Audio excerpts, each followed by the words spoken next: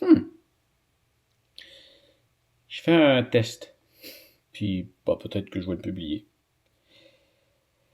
J'ai acheté la DJI Pocket 4.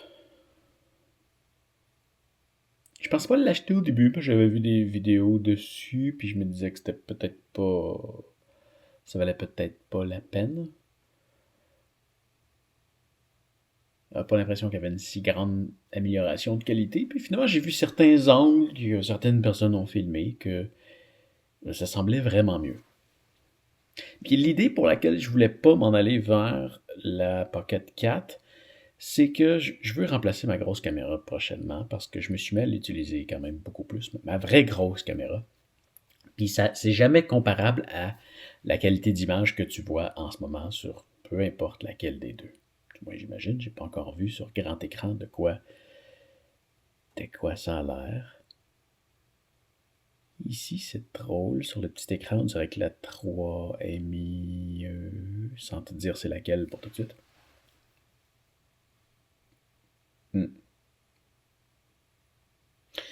Mais je me suis mis à regarder les statistiques de mes vidéos tutoriels de la Pocket 3, puis je me suis dit, ah, ça va valoir la peine que je le fasse pour la 4 parce que ça a quand même été assez rentable. Donc, je l'ai commandé. Et c'est quand même une caméra que j'utilise beaucoup, surtout en expédition. Puis là, ben, je suis sur le point de partir en expédition.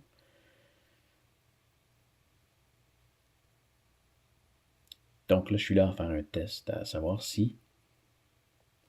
Parce que quand même, j'ai toujours été surpris de sa performance en faible éclairage. Puis là, dans les deux cas, j'utilise le mode faible éclairage.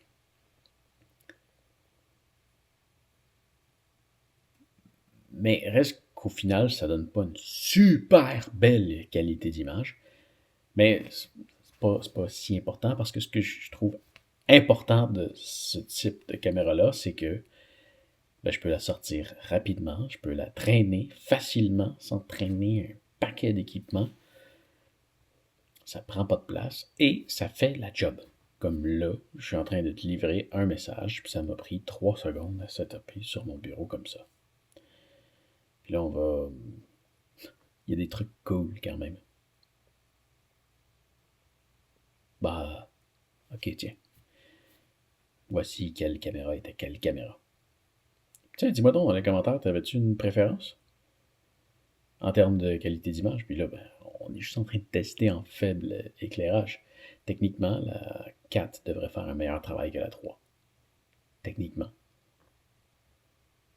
Un peu le même concept en plein jour. Mais la 3 faisait déjà un super travail. Il y a quelque chose de quand même cool avec la 4. C'est que j'ai enregistré mon visage dedans. Puis là, si je fais ça comme ça, ouais, je viens de voir que ça m'a détecté, puis là, ça va me suivre. Fait que peu importe où est-ce que je vais, ça me suit. Il y avait un truc que je trouvais poche de la dernière, c'est que si je bougeais un petit peu, t'avais un peu l'impression d'être un écureuil, c'était ultra sensible. C'est peut-être un petit peu le même concept là. Quoique ça a l'air à s'être quand même adouci. Ouais, hein, il me semble que c'était plus fort que ça. Puis là, je peux aussi me mettre plus dans un coin puis avoir un angle que je juge plus intéressant avec un petit peu de truc qui respire sur le côté. Puis ça va me suivre quand même comme ça, peu importe où est-ce que je vais.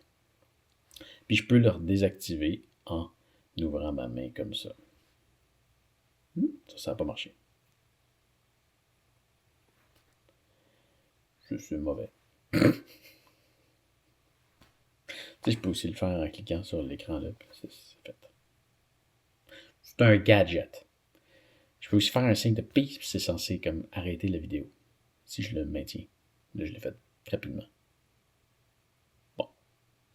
Bref, c'était mon test avec la nouvelle DJI Pocket 4. Je suis en train de planifier tous mes tutoriels à faire avec. À date, j'en ai 35 à faire en français et en anglais. Donc, ça fait 70 tutoriels à enregistrer. Il me reste 5 jours de travail, puis je pars en expédition. 4 jours de travail. Va falloir que ça cloche. OK. Salut. Bonne fin de journée.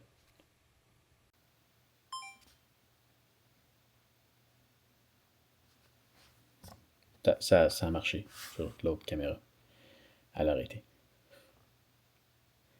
Salut, bonne fin de journée. Je ferme jamais une vidéo de même. Salut, fais attention à toi. Puis on se revoit dans la prochaine vidéo. Salut!